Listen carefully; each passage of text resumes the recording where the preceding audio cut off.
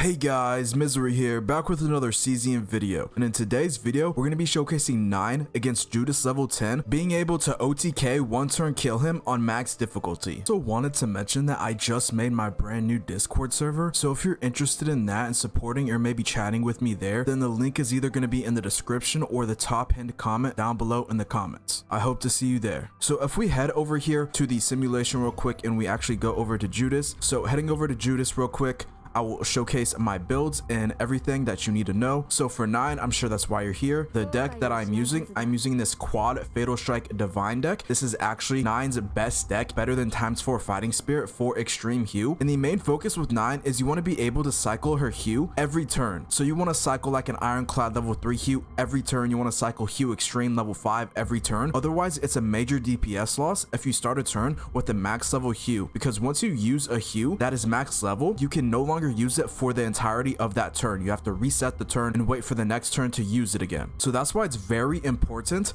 to cycle Hue every turn with 9. Ideally, you want to have thin decks or strong draw power in your other decks for your other units to be able to cycle every turn. But this is not just the only 9 deck I have. I have this one. I have this Exhaust one potentially. It's also a 4 Fatal Strike Divine, but it's on the Exhaust skill Fatal Strike rather than the attack one. So this one could pair well with maybe like Kayron in the future, or maybe even Typhara. Hopefully she's an exhaust support. But for my other decks, I have this AoE one with Hue Massacre. Divines aren't really that good on Hue because it is just the base level Hue, the level 0 Hue. It doesn't carry over once you make level 1, 2, or 3. Like these extra levels here, the Divine does not carry over to these. So that's why Divines on Hue are not that good. But yeah, I have this AoE one. I have this shielding one with Ironclad. Got 2 Divines there. And then my next deck, it's going to be Extreme. I probably don't even need this one anymore since I have the Fatal one. So I'll probably delete this one later on. But yeah, those are most of my 9 decks. I'm mainly using this Fatal one for mainly most content and everything. And I've already done the math that this is better than actually activating them, because 1 Fatal Strike gets it to level 1, 2nd Fatal Strike gets to level 2, 3rd Fatal Strike gets to level 3, 4th Fatal Strike gets to level 4, all for 0 AP. And then use the Fighting Spirit to activate level 4, that's 1 AP. And then level 5 Extreme Hue costs 2 AP and you manually activate it. So you can cycle level 5 Extreme Hue every turn with this deck. It's like 400% less extra damage than if you were to activate them all. But the thing is, you're being able to cycle it every turn now, and you're not getting DPS loss of starting a turn with max level Hue. So even though it's 400% less than actually activating them all, it's actually better long term and in the long run, because you're being able to hit that requirement of cycling it every turn and not getting the DPS loss of starting with the max level. But if you can't cycle Extreme Hue every turn, then it is not worth taking over something like Ironclad. Ironclad is generally the best Hue for 9, and it's just really strong. It gives you a ton of shielding and damage at the same time. But yeah, these Fatal Strikes also do damage themselves, so I'm counting that damage towards the final damage of a level 5 cycle compared to activating every level an alternative way. My stats on her, I have 58% critical chance, 194% critical damage, 591 health, 332 defense, and 521 attack. Level 16 affinity, nothing too major. Her partner, I'm just running Wilhelmina because this partner gives plus 24% increased defense when at max due, and then when the assigned combat targets a vulnerable enemy, plus 20% defense based damage of attack cards. And you're always gonna have vulnerable up on 9 because her best in slot weapon is Millennium Arbor. The mythic weapon is bait, and it's not better than alternative options. And let's say even if you have a vulnerable source instead of Millennium Arbor, you want to go the dagger that gives 12% critical damage, because the reason why the mythic exhaust weapon is bait is because 1, you have to miss out on a copy, so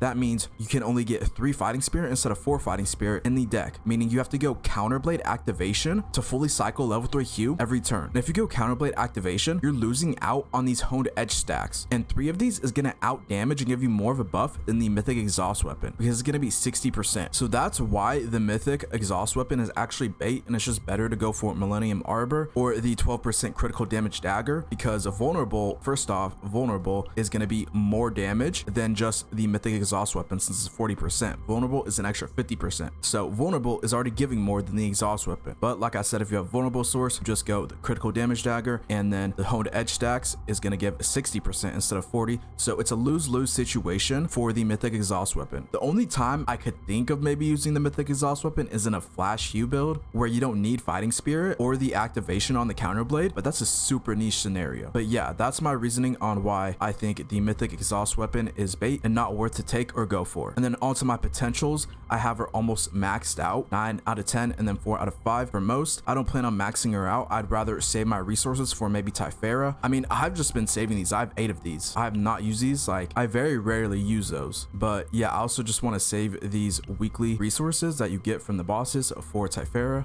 because I'm gonna need a bunch of those for her. And yeah, my memory fragments, I'm running a 222, 2-piece critical damage set, 2-piece attack set, 2-piece defense set. 222 is actually best in slot if your team gives a decent amount of buffs. Otherwise, if your team does not give a decent amount of buffs, then 4-2-piece yearning set or justice set that gives critical chance to 2-cost cards is gonna be better. The justice set can allow you to get 100% critical rate on your hues if you have the refinement that gives plus 15% critical chance against a target with vulnerable. But generally, over time and long term, justice set should outperform the new 4-piece beast yearning set 4-9, but they're all solid options. Just go with whatever you have built. I recommend 222 since, you know, we've been farming this since game release and the 4-piece set just came out, so a lot of people probably don't have good substats on it. And manifest ego, my 9 is just E0. I don't recommend her dupes. Her dupes aren't that good. They all kind of suck until her E6. This is like the only good one, so I don't recommend going for her dupes unless you're a whale. And yeah, that is my 9. I also use Veronica and Rei in this team. My Veronica is 1030 attack, 57.7% critical chance, 169.3% critical damage. I'm just running a Rosaria on her, max dupe. For her save data, I have a quad repose divine, draw 1. You can actually draw repose into repose with this divine because it says draw 2 other combatants cards. Without the divine, you're going to be drawing 2 other cards of other units. But since this draw 1 divine, it doesn't specify, you can actually draw repose into repose. But this is the only way to do it. You need the draw divine to draw repose into repose. But then I have just fire prep on 50% chance to additionally create 1 more. This actually is useless for this OTK since I'm not going past turn 1. And then when using a skill card, 1 reload, this actually helps a ton because I use a lot of skill cards and I can get max reload on her. I removed the Kowalski and the Bombardant prep because I don't think those are worth keeping. Bombardant prep you can keep since it's just an upgrade card, but I'd rather use that 1 AP elsewhere. And then her potentials, I actually have all of her potentials maxed out since I use her everywhere. I use her a lot. Memory fragments, I just have her on a 4-2 of the passion set and the 2-piece attack set, nothing insane. And then just the manifest ego, I have her E2, so she will do more ballista damage, but this is probably doable with E0. And then onto my Rei, I do have her E6. Her E6 gives allies attack card damage increased by 20%, so that's a nice little buff there too. Memory fragments, I'm just running her on a 4-2 of the new 4-piece glory range set. When an exhaust skill card is created or used, increase damage amount of all allies by 5%. And then defense set just for extra healing. Her potentials are mainly almost maxed out. I don't plan on maxing these out. Her deck, I'm running a very thin deck on a double snack time divine deck, so once I use both of these, it turns into a 0 card deck, but I'm also getting a free 2 AP just from this. I also get free pierce at turn 1 since, you know, this attack weapon gives create 1 pierce each odd turn, so I get a free vulnerable on turn 1 when doing this OTK. Her partners, I'm running just Nyx, E0, and then her stats, I have her 481 attack, 356 defense, 787 health, 4.6 critical chance, 127.4% critical damage. So yeah, those are all of my builds. Enough of me yapping. Let's get into the video. Judas level 10 OTK 1-turn kill max difficulty with 9 Veronica and Rei. 心配するな。確実に。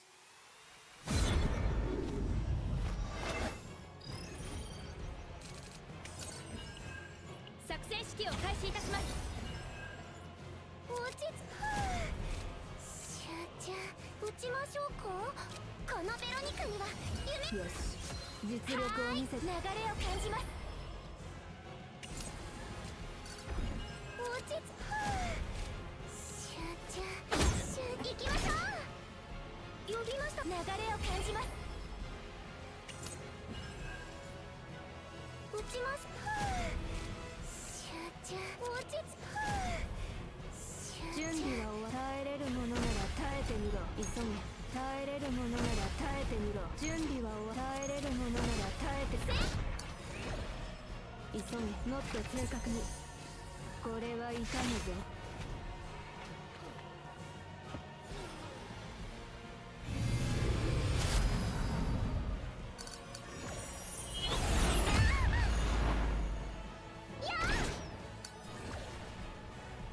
好きにあがいてみな。撃ちます。せーの、準備完了。急げ。耐えれるものなら耐えてみろ。いいから撃ちます。見事な攻撃でしたわ。全軍撤退します。何か悪党みたいなセリフを思いつきません。